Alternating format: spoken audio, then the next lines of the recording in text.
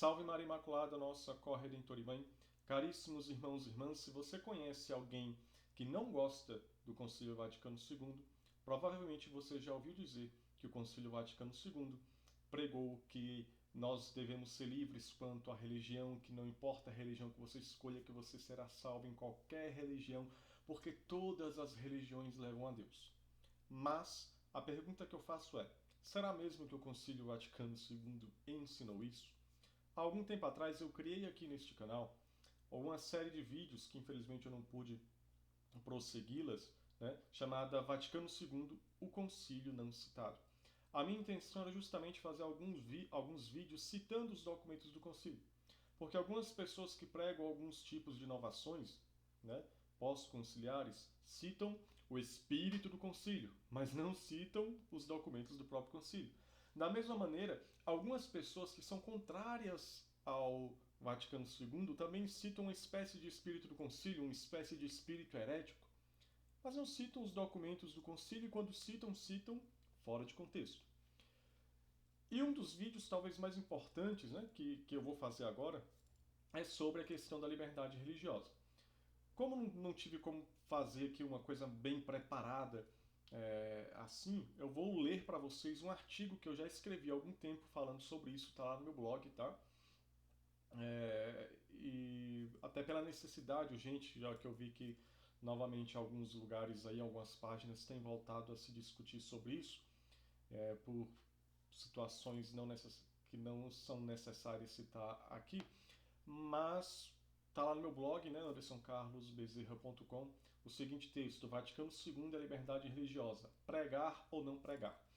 Então eu vou ler para vocês, é um texto um pouco longo, né, conforme for necessário posso acrescentar algumas outras ponderações, mas aqui nesse texto eu escrevi voltado de acordo com o que o Concílio Vaticano II de fato pregou e ensinou a respeito da liberdade religiosa.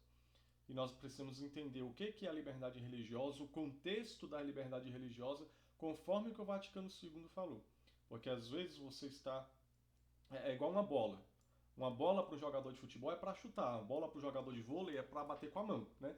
Então você tem que ver o contexto em que a liberdade religiosa foi pregada pelo Vaticano II. Eu já adianto que a liberdade religiosa foi pregada no contexto civil, tá? Isso é muito importante. Então vou começar a leitura aqui do artigo que eu escrevi há algum tempo atrás. Quem quiser pode ler ele lá no meu blog e também compartilhar, se assim for, se assim você achar útil, e também este vídeo, se assim você desejar. Iniciando a leitura do meu artigo. Salve Maria Imaculada, nossa corredentora e mãe. É comum lermos... Perdão. É comum lermos textos e assistirmos vídeos dos críticos do Concílio Vaticano II afirmarem que o Concílio Vaticano II relativizou a fé, dizendo que a Igreja pós-conciliar prega que não é necessário se converter à Igreja Católica, que a pessoa tem que seguir sua liberdade de consciência. Este é mais um típico exemplo de uma má interpretação do texto do Concílio Vaticano II, colocando termos fora do contexto usado e não poucas vezes, utilizando de má fé por inimigos da Igreja. Na declaração Dignitatis Humanae, e aqui eu já adianto, perdão, tá, gente, pelo meu latim, tá? Eu não sei fazer a pronúncia correta do latim, mas o importante é o documento, vocês sabem que documento é. Na declaração Dignitatis Humanae, que fala sobre a liberdade religiosa, não fala em nenhum momento que os não cristãos não devem se converter, ou mesmo que os católicos não devem fazer ações missionárias para pregar o Evangelho para estas pessoas. Afirmar isso seria uma incoerência grotesca.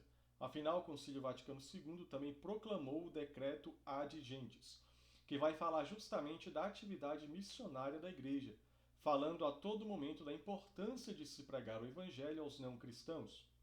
Portanto, não se pode pegar um documento do Concílio Vaticano II e interpretá-lo fora de contexto, isolando-o a seu bel prazer.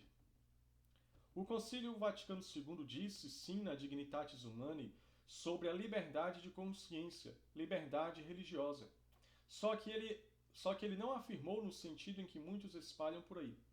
Para quem lê o referido documento com intenção reta, constata que a Igreja está falando num contexto civil, ou seja, ela está falando que todos têm o direito de seguir a sua consciência em relação à religião, desde que, obviamente, não fira a moral.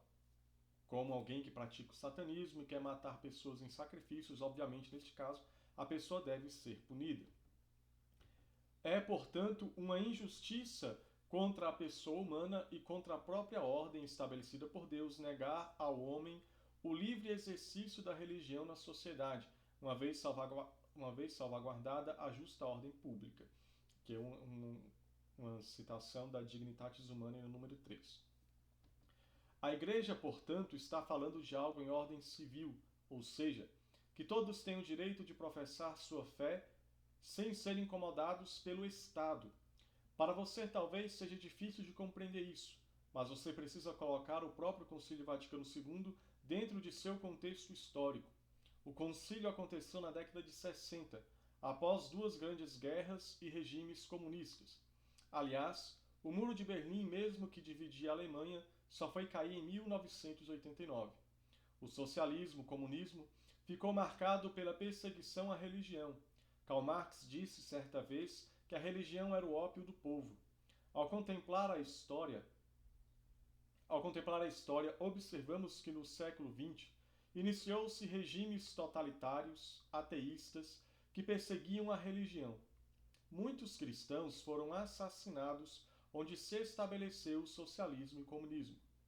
Na própria Guerra Civil Espanhola, podemos ler o massacre aos católicos, onde teve mulheres que foram mortas simplesmente por serem mães de padres jesuítas, outras pessoas fuziladas por trazerem objetos religiosos como medalhas e crucifixos. Houve também perseguição a outros credos e povos, o mais famoso o Holocausto Alemão, a barbárie de Hitler ao perseguir e matar milhões de judeus. Na África, Oriente Médio, Europa, nas Américas, na Ásia, enfim, em todos os continentes é possível observar, no decorrer do século XX, guerras e revoluções, e muitas das vezes pessoas que morreram por professar uma fé. Um exemplo bizarro é a Coreia do Norte, onde não somente o cidadão tem que aderir à religião do ditador, mas o próprio ditador é tido como um deus. O Concílio Vaticano II, portanto, em nenhum momento está dizendo que todos são livres para seguir o credo que quiser, sem precisar se converter aqui no caso é o cristianismo, tá? Que todos serão salvos e livres do inferno seguindo qualquer religião. Quem ler os documentos com sinceridade perceberá o que a Igreja fala é no contexto civil. O Estado não pode impedir um católico de ir à missa, mas também não pode impedir o protestante de ir para o culto dele, ou o judeu de ir à sinagoga, o espírita de ir ao seu centro, etc. Por mais que nós não concordemos com a prática religiosa de quem está nessas outras doutrinas, até mesmo prevendo o malefício espiritual e as consequências que trará na eternidade, o Estado não pode obrigar ninguém a seguir um credo específico. Mesmo onde o Estado tem uma religião oficial, uma coisa é ter uma religião oficial, outra é impedir que os cidadãos professem outra fé. Se o Reino Unido impedir o inglês de abandonar a religião anglicana para abraçar o catolicismo romano, seria um crime contra a dignidade humana? Pois todos são livres para seguir a sua consciência. Entende agora, caríssimos?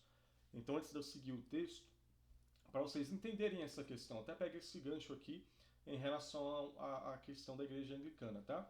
Porque quando o Concílio Vaticano II fala da liberdade religiosa no contexto de liberdade civil, de o Estado não obrigar ninguém a seguir uma religião que todos têm o direito de seguir e praticar a religião que quiser, muitas vezes nós olhamos o nosso contexto aqui do Brasil, né, como nós vivemos, e na realidade a gente vê, por exemplo, se você for levar a ferro e fogo essa declaração de que não se pode ter essa liberdade, então lá na Inglaterra, vocês sabem, a religião oficial é a Igreja Anglicana, o anglicanismo, e após Bento XVI, né, com todo o esforço que Bento XVI teve após o Concílio Vaticano II, muitos anglicanos saíram da Igreja Anglicana e se tornaram católicos. Ou seja, uma evidência da necessidade de uma liberdade religiosa. Ou seja, aqueles padres anglicanos têm a dignidade humana, são livres para saírem do anglicanismo e professarem a fé católica. Então a gente tem que entender essa questão no âmbito civil. Tem um livro também chamado O Preço a Pagar por Me Tornar Cristão, não lembro agora o nome do autor, né? Até é Joseph, não lembro o sobrenome dele. Joseph, né? Eu até fiz uma resenha desse livro aqui no canal, onde ele fala o preço que ele pagou lá no Iraque, porque ele, sendo de família muçulmana, tornou-se católico, né? Ele foi preso pelos próprios pais, né? Um tio dele tentou assassinar ele, enfim, tem todo um drama a história dele, vocês podem ler. Então a gente olha muito para o nosso umbigo e esquece dessas outras situações que existem no mundo, né? Então às vezes a pessoa acha que a igreja está falando de liberdade religiosa e acha que é para qualquer um deixar de ser católico e seguir outro credo. Não, a igreja não está falando na liberdade religiosa no sentido eterno, que você é livre para seguir qualquer religião e vai para o céu. Não, é no âmbito civil. Inclusive muitos irmãos nossos que querem abraçar a fé não podem praticá-la, não pode praticar o catolicismo porque está em uma região que tem lei mesmo. No Iraque, o autor Joseph, ele conta, né, nesse livro O Preço a Pagar por Me Tornar Cristão, da lei que existia que impedia de um cristão se tornar muçulmano e de um muçulmano se tornar cristão. Então, você veja como que é importante essa questão da liberdade religiosa, obviamente dentro do contexto que o concílio está falando, tá? Então, vou seguir aqui o artigo que eu escrevi. Em toda a Dignitatis Humanae, podemos perceber que a Igreja está falando que ninguém pode professar uma fé de maneira coagida. A impressão que muitos têm é que os raditrades queriam que o Concílio Vaticano II proclamasse que todos os não-católicos já estão condenados aos quintos dos infernos, ou então que se fizesse uma cruzada com metralhadoras e gritos de ou vocês se tornam católicos ou morram. Em suma, muitos queriam um ISIS católico, que espalha o terror. O que é o ISIS católico? ISIS é um grupo muçulmano islâmico, né, que é ali do Estado Islâmico, que quer transformar o Estado, né, os países, num Estado Islâmico. Né? Então muita gente queria uma espécie de ISIS, só que católico. Né? Então, muito cuidado com isso. Né? Seguindo aqui. Afinal, dizer que os bispos conciliares se equivocaram ao proclamar o referido documento é dizer que, na verdade, a liberdade religiosa é um erro e que se deveria, a exemplo do Estado Islâmico, espalhar o reino de Deus não pela pregação do Evangelho seguida de livre aceitação do mesmo, mas através das armas e terror. O islamismo se manifesta falso justamente porque se espalha não pela força da verdade, pois é uma mentira, mas pela força das armas, do terror, do medo. Enquanto o cristianismo cresceu justamente ao contrário, pelo derramamento de sangue. Quanto mais se matava cristãos, mais a palavra de Jesus Cristo se espalhava pelo mundo e convertia as pessoas. Né? É aquela máxima. Né? O sangue dos mártires é semente de novos cristãos. Seguindo aqui. É por isso que a Dignitatis Humanae afirma que o fermento evangélico trabalhou assim longamente o espírito dos homens e contribuiu para que eles, com o decorrer do tempo, reconhecessem mais plenamente a dignidade da sua pessoa e amadurecesse a convicção de que, em matéria religiosa, esta devia ficar imune de qualquer coação humana na vida social. Então aqui é interessante, tá? Até peço perdão que eu não abri aspas aqui, que aqui foi um trecho do próprio documento, tá? O número 12 da Dignitatis Humanae, que é onde o concílio vai falar sobre a liberdade religiosa, vai falar isso. Abre aspas. O fermento evangélico trabalhou assim longamente o espírito dos homens e contribuiu muito para que eles, com o decorrer do tempo, reconhecessem mais plenamente a dignidade da sua pessoa e amadurecesse a convicção de que, em matéria religiosa, esta devia ficar imune de qualquer coação humana na vida social. Fecha aspas. Isso está lá no número 12 da Dignitatis Humanae. Isso aqui é muito importante, por quê, meus queridos? Porque aqui está claro, a igreja mais uma vez falando que é no âmbito social. Em matéria religiosa, essa devia ficar imune de quê? De coação humana na vida social. Né? Se você quer ser católico, bendito seja Deus, mas a pessoa não pode se tornar católica com eu apontando uma 12 na cabeça dela. Né? Então a gente tem que compreender isso. que o que a igreja está falando que não pode haver nenhuma coação humana, né? Até porque se não há liberdade ao professar a fé, essa pessoa não é católica de fato, né? Ou, ou você está aqui no Brasil, mas imagina as pessoas que querem aceitar o Evangelho, seguir nosso Senhor Jesus Cristo, serem católicas, mas vivem no estado dominado por muçulmanos que impedem elas de viver o Evangelho e são coagidas a praticar uma outra religião, como na Coreia do Norte, como na China, nós temos esse problema também. Então, veja, né? Vamos nos situar direitinho, tá? Então segue aqui o meu artigo. Ora, a igreja, portanto, não fala em seguir qualquer religião e ser salvo, mas sim que ninguém deve ser coagido a ser católico. Eu não sou católico por coação, mas porque livremente abracei a fé apostólica. Ninguém deve ser feito católico por coação, a exemplo de tantas religiões, mas por sua consciência. O Sagrado Concílio declara, igualmente, que tais deveres atingem e obrigam a consciência humana e que a verdade não se impõe de outro modo, senão pela sua própria força. Aqui também citando, tá? Peço desculpa de novo, citando o documento do Conselho. O Sagrado, no número 1, né, Dignitatis Humanae, logo no início, número 1. O Sagrado Concílio declara igualmente que tais deveres atingem e obrigam a consciência humana e que a verdade não se impõe de outro modo senão pela sua própria força, que penetra nos espíritos de modo ao mesmo tempo suave e forte. Ora, visto que a liberdade religiosa que os homens exigem no exercício do seu dever de prestar culto a Deus, diz respeito à imunidade de coação na sociedade civil. Tá? Veja aqui, o documento está falando respeito à imunidade de coação na sociedade civil. Em nada afeta a doutrina católica tradicional acerca do dever moral que os homens e as sociedades têm para com a verdadeira religião e a única igreja de Jesus Cristo. Ou seja, o documento que as pessoas dizem por aí, que as pessoas falam que você pode ser de qualquer religião, está dizendo, logo no número 1, dizendo que a liberdade religiosa é você ser livre, né, de coação na sociedade civil e declara, né, que a verdadeira religião e única Igreja de Cristo, a única religião é a Santa Igreja Católica, né, a verdadeira religião deixada por Deus. Né? Então veja só, não confundam aqui a liberdade no âmbito civil com a liberdade de vocês querer escolher qualquer religião e ser salvo. A igreja nunca ensinou isso, o concílio não ensinou isso, tá bom? Seguindo aqui o texto. Este trecho citado acima deixa claro que a intenção do concílio em promover a liberdade religiosa não é desobrigar o homem moderno de se converter ao catolicismo, mas mostra que tudo que se fala de liberdade religiosa deve ser lido no contexto da sociedade civil. Não podemos querer obrigar as pessoas a serem católicas, pois, como afirma o Concílio Vaticano II, a verdade não se impõe de outro modo, senão pela sua própria força. Podemos encontrar na própria Sagrada Escritura a liberdade religiosa. No livro do profeta Daniel, lemos que o profeta, mesmo com um rei pagão, seguia ao verdadeiro Deus. Os adversários de Daniel fizeram o rei proclamar um decreto impedindo que se adorasse o Deus verdadeiro. Nós sabemos o final da história. Daniel foi jogado na cova dos leões, mas, por uma graça de Deus, não foi devorado e deu testemunho.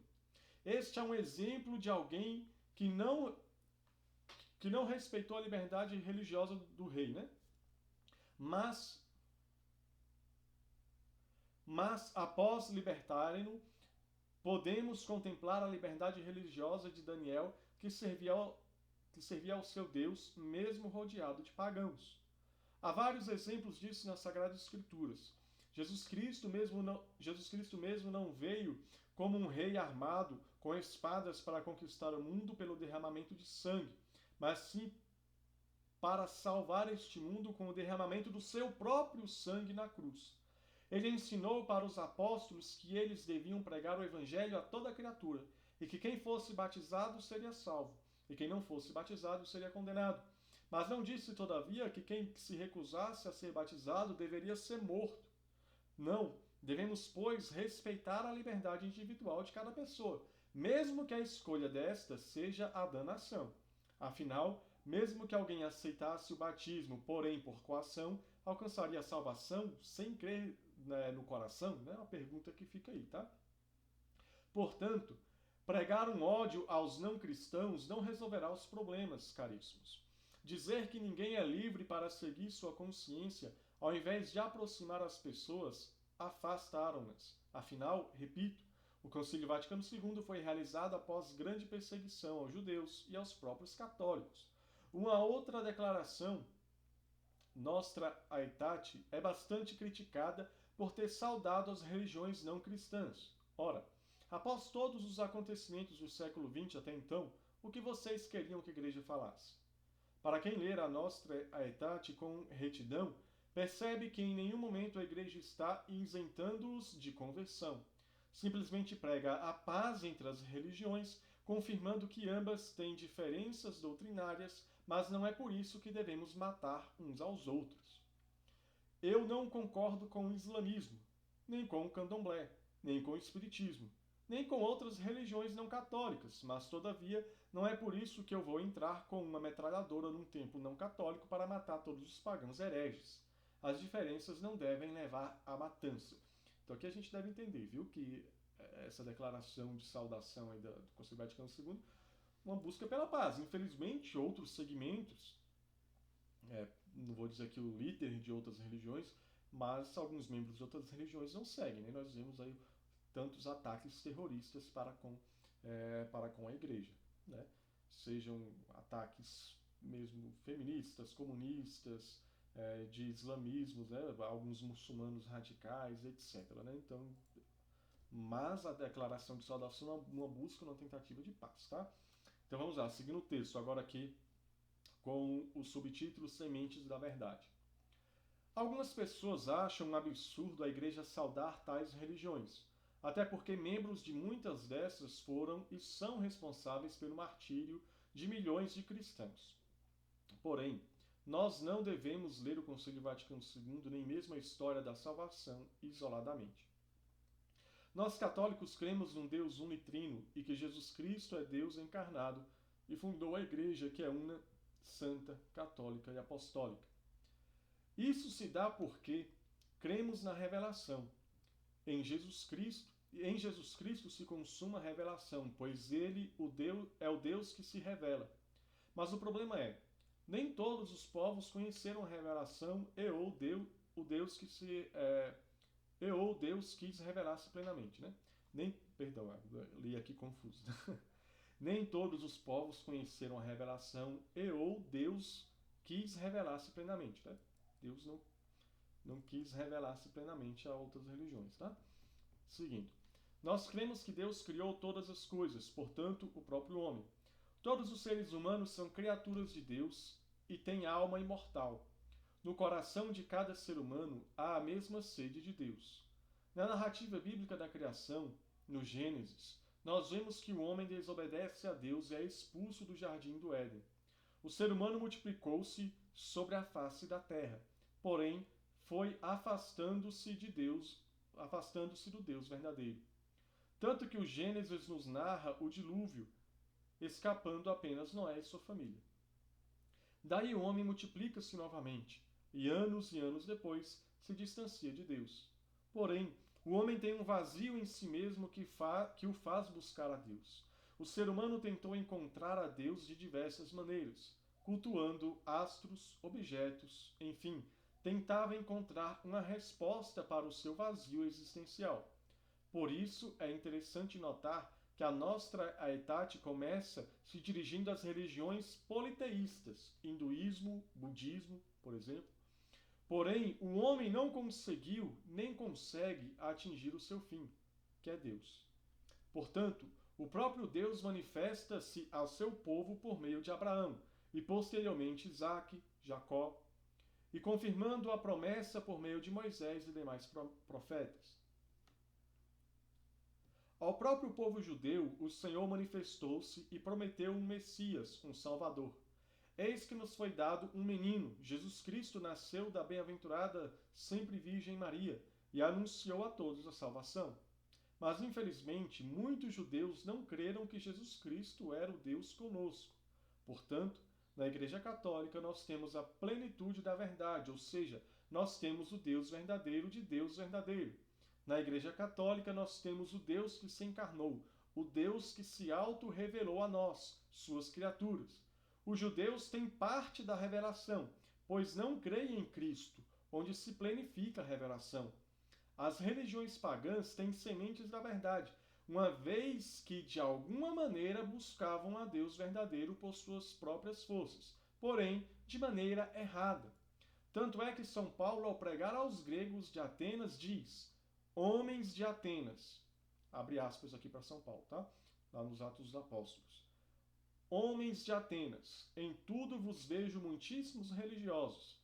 Percorrendo a cidade, considerando os monumentos de vosso culto, encontrei também um altar com esta inscrição: a um Deus desconhecido. O que adorais sem conhecer, eu vou-lo anuncio. O Deus que fez o mundo e tudo que nele há é o Senhor do céu e da terra, e não habita em templos feitos por mãos humanas. Tá? Esse texto está lá em Atos dos Apóstolos, capítulo 17, versículo 22 e 24. Tá? Ora, São Paulo, em meio aos gregos, viu uma semente da verdade, em meio à falsa religião grega. Mesmo os gregos não conhecendo Jesus Cristo, São Paulo usou desta semente da verdade para anunciar a verdade plena que está em Jesus Cristo. Nós acreditamos, portanto, que a Igreja Católica é a religião criada pelo próprio Deus, onde ele é adorado tal qual sua vontade. As outras religiões, exceto o judaísmo, que são filhos da antiga aliança, por sua vez, são religiões criadas pelos homens. Era necessário fazer esta observação, uma vez que muitos criticam o concílio de ter saudado as religiões não cristãs. A bronca maior, acredito, seja a saudação feita aos islâmicos dizendo que adoram ao mesmo Deus. Bom, de fato, eles não adoram a Deus uno e trino, porém, na consciência deles, estão adorando ao Deus do Antigo Testamento. Porém, com toda certeza, de uma maneira totalmente equivocada. Mas aí encontramos uma semente da verdade, creem em Deus Pai. Mas o fato da saudação aos islâmicos não fere a doutrina católica, nem deveria causar escândalo. Afinal, o Concílio Vaticano II não fez nada além do que já havia sido feito antes. O próprio Papa São Gregório VII escreveu uma carta ao rei Al-Nasir, muçulmano, da Mauritânia, dizendo, abre aspas, vós e nós estamos unidos por uma caridade peculiar, comparada com o resto das nações, pois nós acreditamos e confessamos o Deus único, mas de uma maneira diferente, a quem nós louvamos e veneramos diariamente como Criador do tempo e governante do mundo. Fecha aspas. Uma coisa é a Igreja reconhecer que há sementes de verdade na busca de Deus que as pessoas fazem, e a própria pregação de paz. Outra, portanto, é dizer que por isso a Igreja diz que não é preciso eles se converterem. Além do mais, mesmo que tais religiões não abracem a Igreja no caminho da paz, a Igreja fez sua parte. Para finalizar esta questão, quero citar ainda o Papa Pio XII, portanto um Papa anterior ao Concílio Vaticano II, que se alegra com a paz entre os católicos e não cristãos. Abre aspas. Abre aspas aqui para o Papa Pio XII. Não queremos que passe despercebido o grande eco de comovido reconhecimento que vieram suscitar em nosso coração os augúrios daqueles que, se bem não pertencem ao corpo visível da Igreja Católica, não se esqueceram, em sua nobreza e sinceridade, de sentir tudo aquilo que, ou por amor à pessoa de Cristo, ou pela sua crença em Deus, os unem a nós. Documento que está aqui, assume, fecha aspas, né? Summe Pontificatus número 11. Agora o próximo subtítulo, eu disse, é um texto grande, mas para esclarecer, para fazer as devidas citações, tá? Não cristãos e a salvação. Uma das coisas mais bizarras que leio na internet em relação ao Concílio Vaticano II são as declarações contra o ecumenismo e a liberdade religiosa, citando coisas que não tem nos documentos do Concílio Vaticano II. Eles afirmam que o Concílio Vaticano II ensina que todos podem se salvar em qualquer religião, e que não é necessário aos católicos pregarem o Evangelho e ensinarem a doutrina católica para convertê-los, pois todos podem se salvar em qualquer religião. Ora, isso é uma falácia. Repita, que olhando para você, isso é uma falácia. O concílio não afirmou nada disso. Antes de qualquer coisa, o próprio Concílio Vaticano II vai afirmar na Lumen Gentium, né? Citação da Lumen Gentium número 14 agora, viu, gente? Abre aspas, o Sagrado Concílio volta-se primeiramente para os fiéis católicos. Fundado na Escritura e tradição, ensina que esta igreja, peregrina sobre a terra, é necessária para a salvação. Antes de eu continuar, tá? Veja, o Concílio Vaticano II que está falando, minha gente. Os raditrades não citam isso para você, mas a Lumen Gentium está falando no número 14. O Sagrado Concílio volta-se primeiramente para os fiéis católicos. Fundado na Escritura e tradição, o Sagrado Concílio ensina, né, que esta igreja, a Igreja Católica, a Igreja que é Santa, Católica e Apostólica, peregrina sobre a terra, é necessária para a salvação. Ou seja, a Igreja Católica é necessária para a salvação. Então não tem essa de que tanto faz, que tanto fez, não. Então vamos lá, seguindo aqui a citação da Lumen Gentium número 14. Com efeito, só Cristo é mediador e caminho de salvação. E ele torna-se-nos presente no seu corpo, que é a Igreja. Ao inculcar expressamente a necessidade da fé e do batismo, confirmou simultaneamente a necessidade da Igreja, para a qual os homens entram pela porta do batismo. Pelo que não se poderiam salvar aqueles que, não ignorando ter sido a Igreja Católica fundada por Deus, por meio de Jesus Cristo, como necessária, contudo, ou não querem entrar nela, ou nela não querem perseverar. Fecha aspas aqui para a Lumen Gentium. Então, já adiantando o que está dizendo, se a pessoa sabe que Jesus Cristo fundou a igreja e não quiser ser católico e sair da igreja, não pode ser salvo, né? Reafirmando aquela proclamação já milenar, né? Fora da igreja não há salvação. Seguindo aqui. A igreja está dizendo, portanto, que ninguém pode ser salvo fora da igreja, caso tenha consciência que Deus fundou a igreja, mas dela não quiser participar. Isso nos leva ao ensinamento da ignorância invencível. Ora, uma coisa é você pregar o evangelho para uma pessoa, mas ela obstinadamente se recusar a crer e continuar no erro.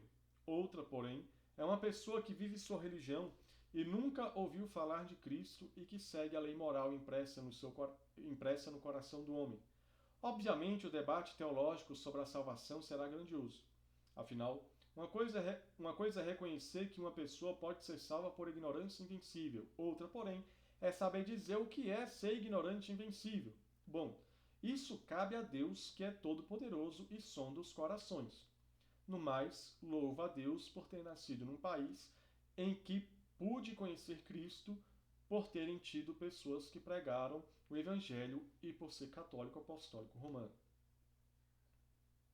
A ignorância invencível é percebida implícita no Catecismo Maior de São Pio X, onde encontramos, né, aqui agora citando o Catecismo Maior de São Pio X, tá? Número 170, né, da edição São Tomás 2010, tá?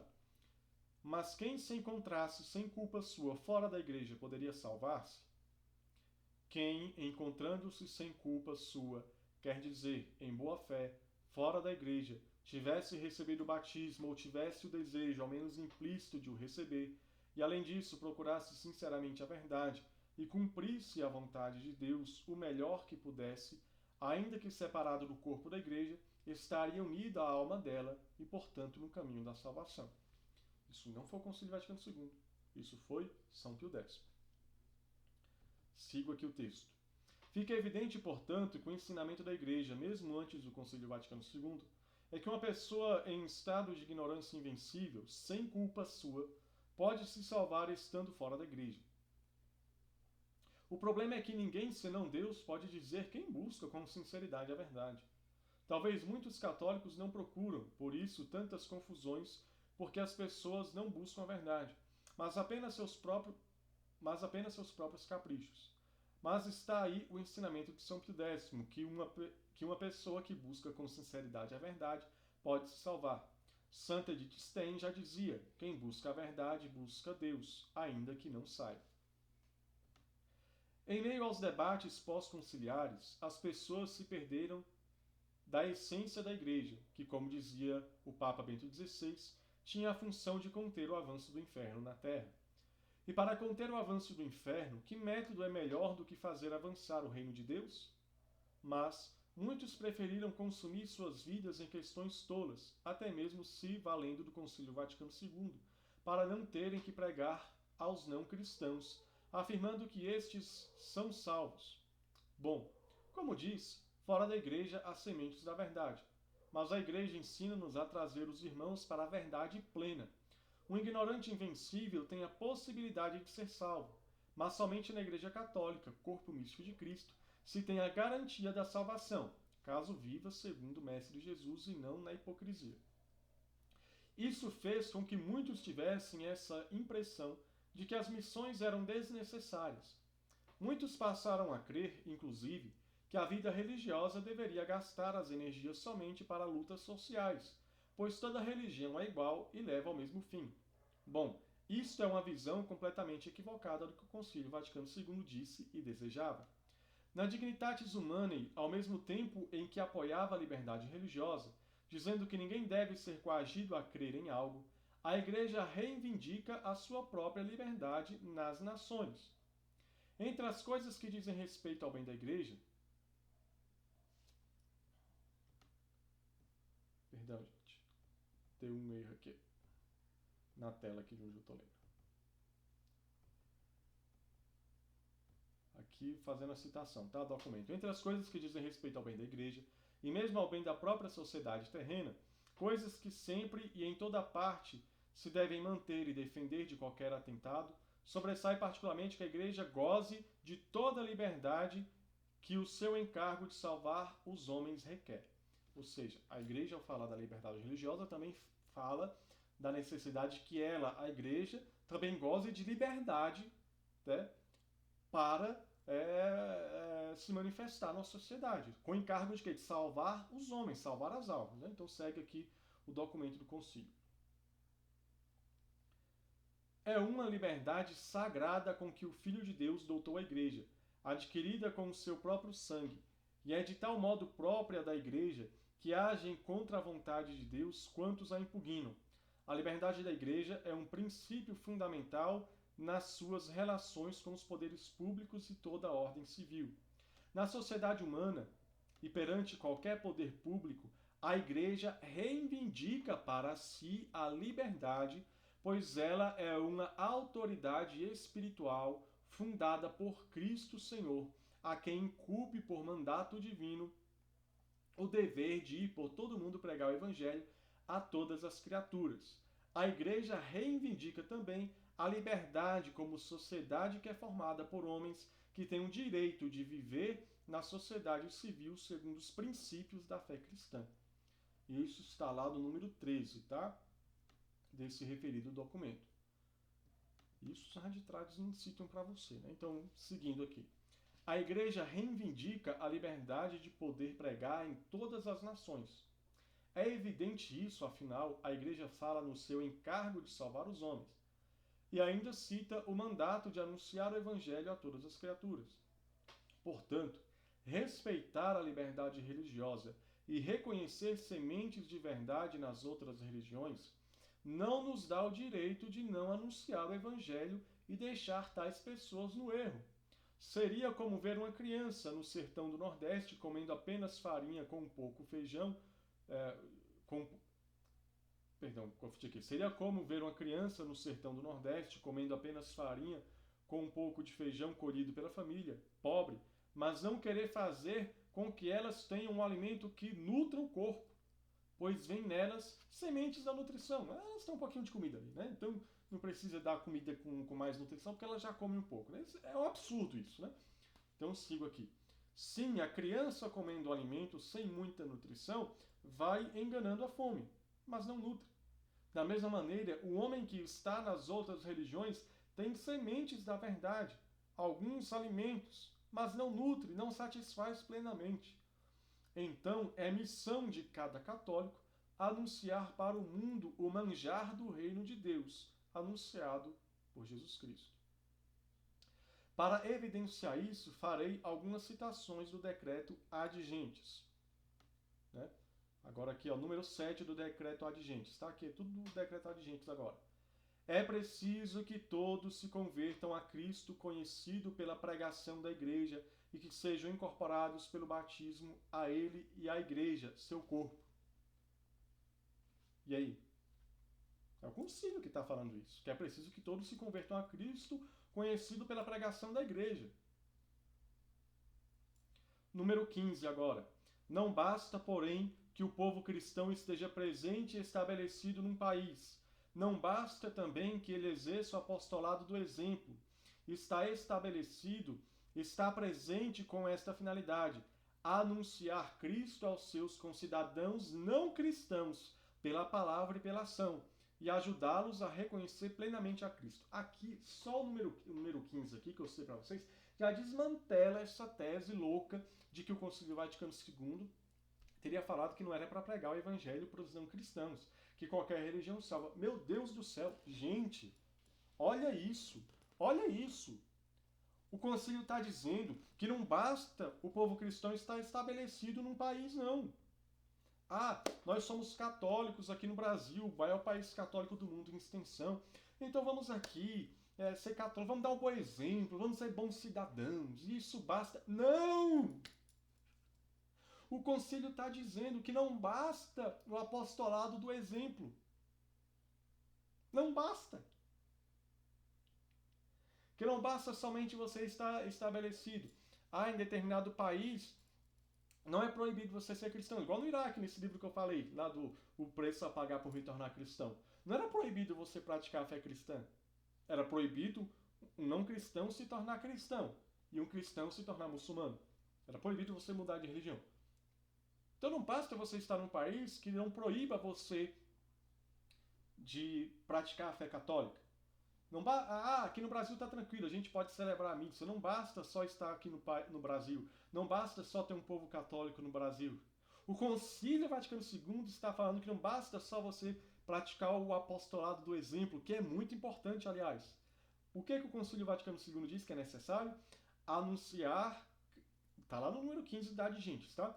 Anunciar Cristo aos seus concidadãos não cristãos, pela palavra e pela ação, e ajudá-los a receber plenamente a Cristo.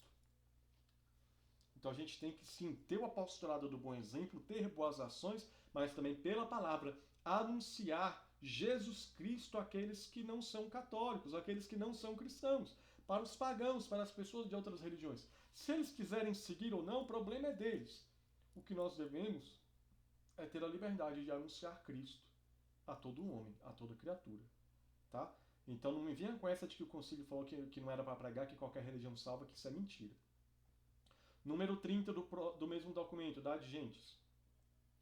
Procure ainda que a ação apostólica não se limite aos convertidos, mas que os operários e os subsídios se destinem equitativamente à evangelização dos não cristãos. Eita labareda de glória! Se você for raditrado e não gostar desses termos, peço perdão, mas eis aí o que o concílio está falando aqui. Ó. Procure ainda que a ação apostólica não se limite aos convertidos, ou seja, às vezes a gente fica fazendo alguns apostolados, algumas coisas de evangelização só para quem já é católico. É claro que é aquilo que, salvo engano, São José de Anchieta já falava, que antigamente, não sei se São José de Anchieta foi o padre Antônio Vieira, mas falava que antigamente se batizavam os pagãos e hoje tem que se catequizar os batizados. Né? É claro que tem também que haver uma evangelização, né, de dar uma doutrina sólida para aqueles que são católicos, né, para realmente se firmarem na fé, mas veja que a igreja está falando que a ação apostólica não pode se limitar somente para quem já é convertido, mas que os subsídios, né, sabe, às vezes dinheiro, né, doações que se faz para a evangelização, também ser utilizado esse dinheiro para santas missões. Hoje em dia você não vê mais muitas santas missões igual você via com Frei Damião e tudo mais. Muitas vezes quando se tem, é muitas vezes voltado a questões sociais. E não é errado você fazer questões sociais. Né? Você ouviu povos, numa biografia de São Luís Maria Grande de Montfort, conta-se que teve uma cidade que não recebeu, né, a cidade que as pessoas eram não gostavam da igreja, de padres, enfim, não quiseram ouvi-lo, mas então ele voltou a essa cidade e ao invés de pregar o evangelho diretamente, ele foi querer resolver o problema das pessoas, assim mesmo. Questões sociais, né, dar ajuda, conselhos, né, alguma coisa assim. E aí essas pessoas se abriram e ele pregou o evangelho, tá? Então assim, é importante um Padre Pio da vida, né? Ele fez uma obra social, né? Construiu um hospital imenso, você vê aqui Santa Dulce dos pobres, você vê uma Santa Teresa de Calcutá, enfim.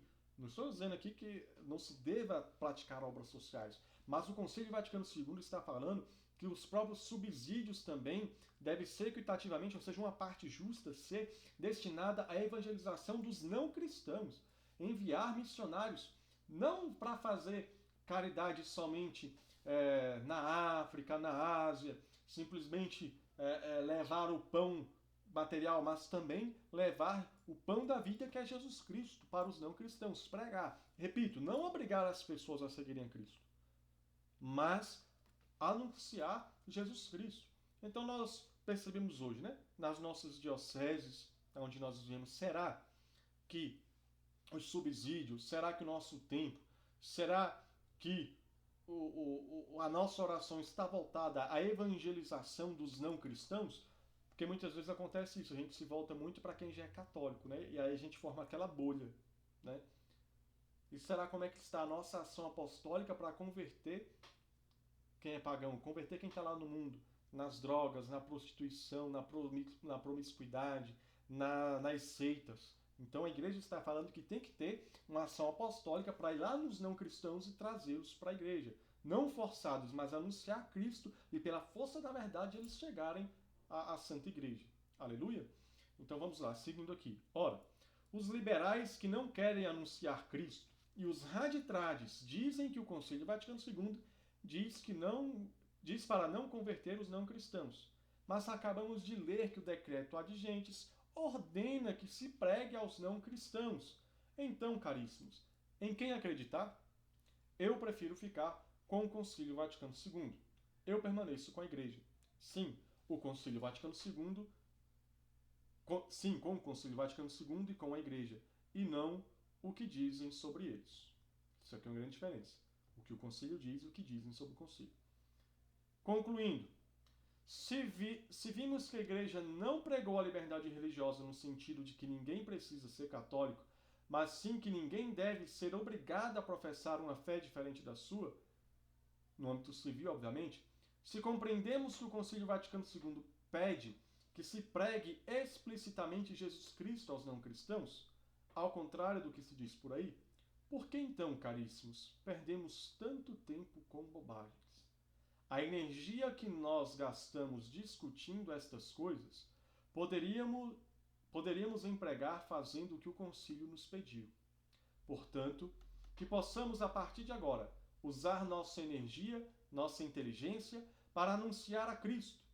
Defenda a fé católica. Anuncie Jesus Cristo na caridade e na verdade para os não cristãos. Lembrando que a maior pregação é a vida. Rezemos. Há tantas pessoas que hoje em dia sequer sabem rezar o terço. Que possamos ensinar a fé às pessoas, ensiná-las a rezar. Há tanta gente que poderia fazer um bem tão grande à igreja na obra evangelizadora, mas gasta as energias lutando contra a própria igreja, atacando papas e o concílio que nunca leram com reta intenção. É por isso que alguns rebeldes continuam fora do corpo, enquanto outros, como a administração apostólica São João Maria Vianney, ganha muito vivendo o seu carisma próprio sem romper com a unidade da igreja.